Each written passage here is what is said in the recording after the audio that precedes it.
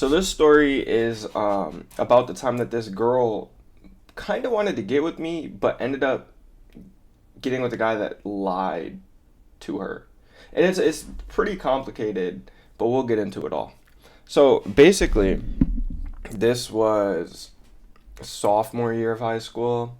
It might have been it might have been junior year. I don't really remember like the exacts, but what I do remember is that we were at my friend Sabrina's house, and she had an open crib. If you guys don't know what an open crib is, it's basically like when your parents aren't home.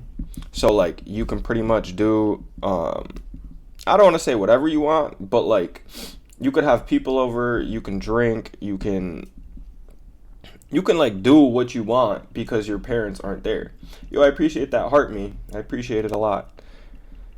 So if their parents aren't there, we throw like I don't want to say a full party because they're not full parties. Like there's not as many people as a full party, but we would probably have the best thing to call it would be like a kickback. There would be like 10 to 15 people there. What's going on? Addie, how we doing? There would be like 10 to 15 people there, and we would just get like a bottle, hang out, and half of it would be guys, half of it would be girls. It just would be a fun night out. So we're not even thinking too hard. I'm hanging out with Sabrina, and I'm like, yo, can we invite your one friend Ange? Like, she's pretty attractive, and like I want to talk to her. Like, you could get her over here? She's like, yeah, like I'm gonna text her and I'll see what she's up to. But like she low-key's been telling me she got like a crush on you, so like I don't think that's gonna be an issue. Like she will come see you for sure. So I'm like, all right, cool. Like I'm not tripping at all. Like the girl I want is gonna be on the way. I don't really have I'm start drinking at this point. So I'm like, all right, if she coming, I'm gonna get I'm gonna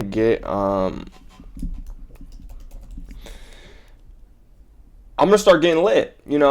And she ends up coming around 10:15 p.m. And sorry guys, someone's texting me. And her and her friend, I forget who she came with. She came with this other girl. They both came and they were like, yo, like, you're the only guy here. We love you, but like, you think we could text a couple other people? So I'm thinking, like, who could I text? Who could I text? Who could I text? And these kids that I met at a party last weekend had been hitting my phone up. They were like, yo, you want to do something soon? So I'm like, yeah, you know what? Like, I have an open crib tonight. Why don't you guys come? So they end up coming through. And this is where the story gets a little shady, a little slinky. Like I wish I never invited these kids. I wish stuff didn't happen like it did, but it did.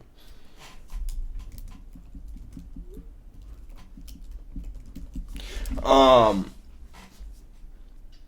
and they all come, we all start drinking.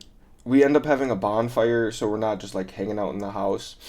And I go inside to go get a Coors or something like that.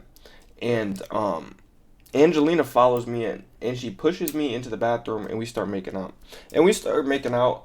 I mean, like she's basically making out with my face. So she's like licked the entire side of my face. Like it's got to be one of the worst sessions I've ever had in my entire life. And all of a sudden, I'm like, yo, like I maybe you're a little too drunk. Like if you're like licking my face, like I don't know, like maybe I'm not into this. And she goes back outside, and everything's cool, and um and next thing I know, she starts throwing up. I'm like, oh man, like she drank too much. Like I knew this would happen. And so she has one of her friends taking care of her. They're in the bathroom, they're getting taken care of, and I'm like, okay, cool.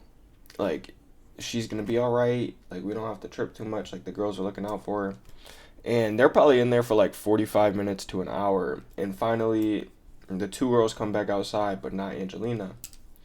And I'm like, okay, cool. Like, where'd she go?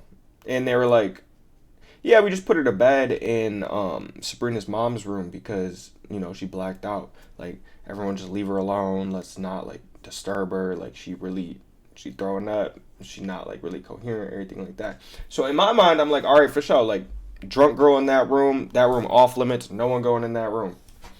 And all my friends, or not really my friends, but these kids that I had met were like, all right, cool.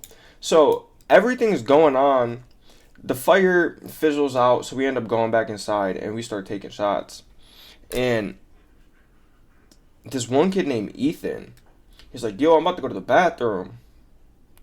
So I'm like, all right, bro, like, don't be too long. Like, we taking shots. Like, you don't want to miss it. And he goes to the bathroom, or so we thought. And probably like 5 minutes later, 10 minutes later, we hear a yell from the bedroom.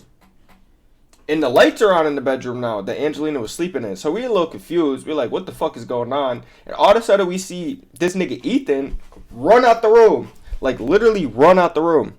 And we didn't know what was going on. So Ethan literally grabs his boys and runs out the crib. Like, straight up out of the house. So I'm like, man, like, what the fuck just happened? And Angelina's in the room crying. And I'm confused at this point. I am really, really confused. I'm like, what the fuck just happened? Like, I hope that didn't happen. Like, in my mind, I'm thinking the worst. Like, straight up.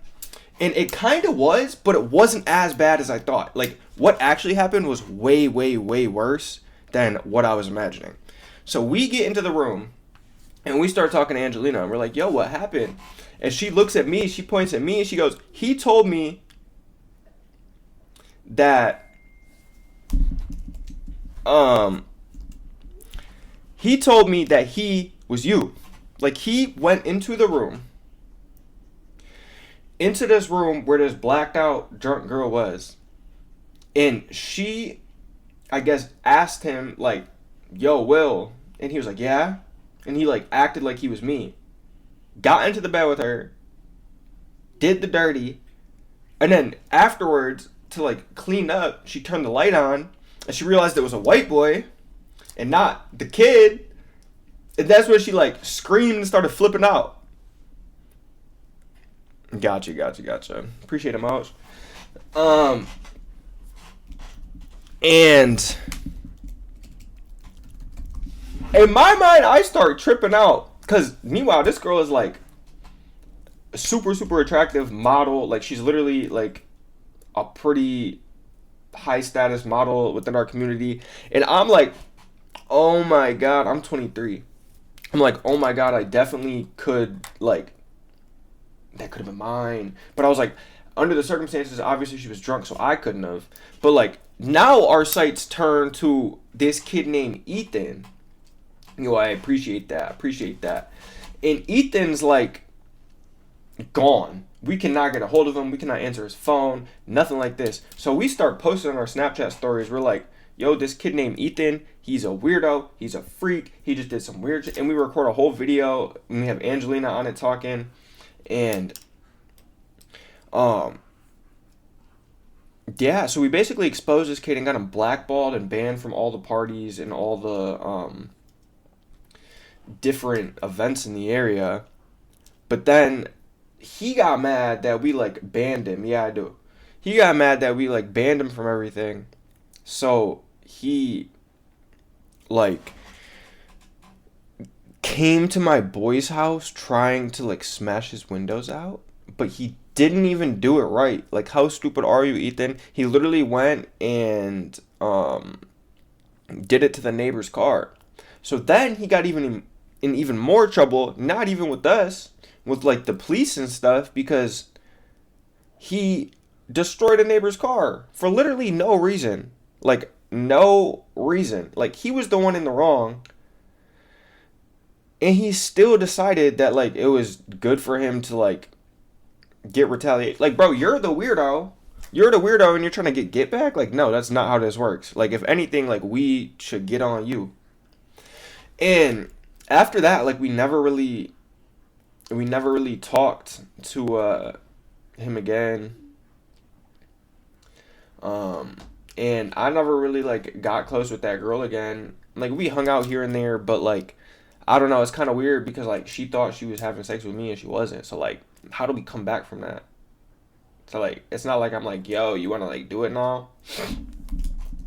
So, that was that story, guys. I think that's a funny one. I think it's just like a little entertaining one. Like that kid's a fucking weirdo. What would you have done in this situation? Would you have like jumped him, or would you have like chased him out the house like we did, or like I feel like the only way that we could have done it and that girl not have that happen is if like a girl was in the room with her the entire time. If a girl was in the room with her the entire time, um, that couldn't happen. But at the same time, you can't always have like a buddy. There's not always that buddy system. That's why I always like I hate going out alone. I hate going out if I'm not with my friends because you never really know what could happen. You really never know what could happen. Yeah, guys, that was that story.